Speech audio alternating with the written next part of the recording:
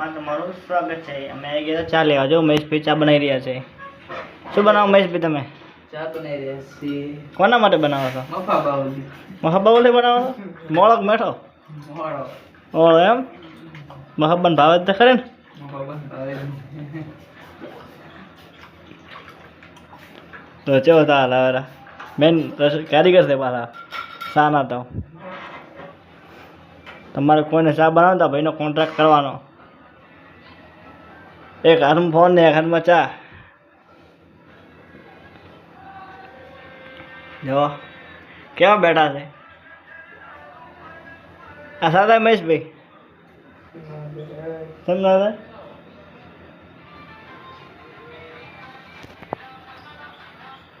આવ્યો મિત્રો ખોડિયારવાનો ફોટો.